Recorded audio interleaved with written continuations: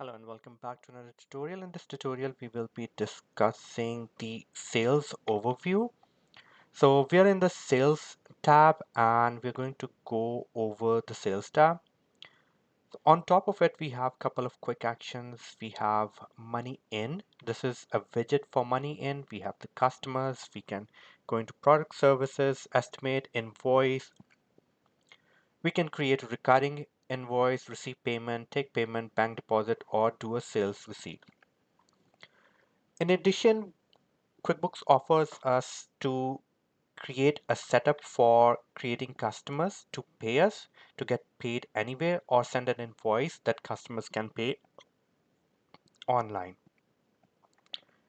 Below that, there is a widget that shows us the overdue invoices, and on the left side, a widget is informing us about the task to remind our customers about the 10 unpaid invoices or match or categorize 33 sales transactions.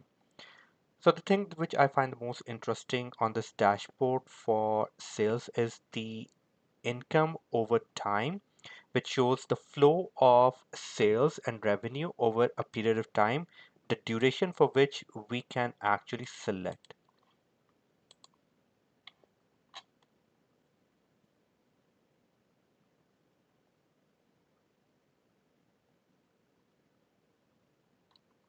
The duration for which we can actually select. So for example, we have this fiscal year. I'm going to hit the drop down and we can change it to this year.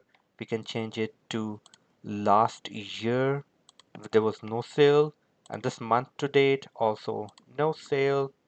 So we're going to go for this fiscal year, in fact, this year to last month, and you can see that the sales is moving. If I were to do this fiscal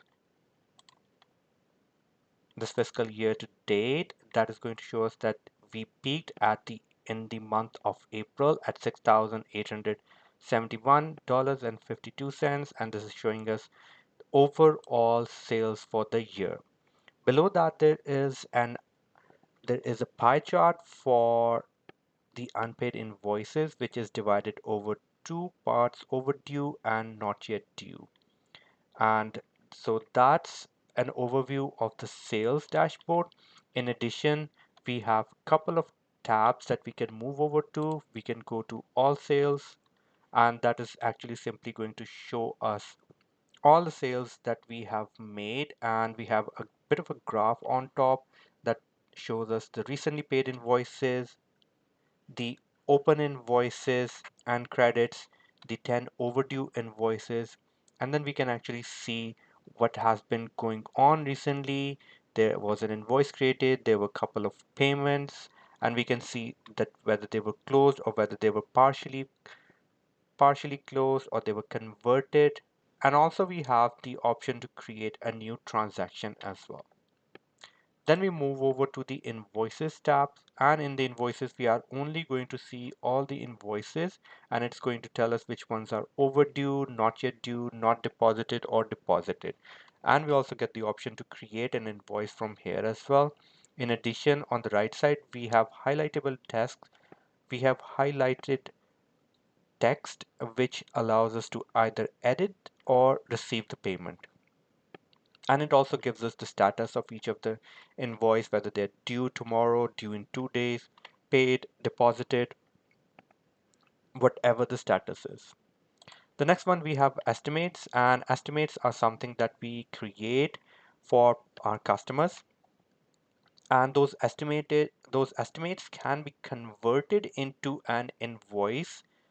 And so that's the process over here. Then we go on to the customers tab, which we have gone over in detail before. And then the next one after that is the products and services.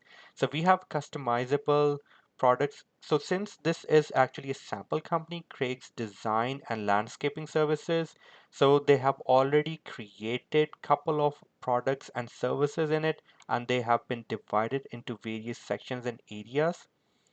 And you can see the sale prices have been entered. There's cost, there's whether they are taxable, how much quantity on hand, reorder point, things like that are available. And if we want, we can create new products and services as well. So that was a bit of an overview of the sales and in the next tutorial we'll study it further. Thank you.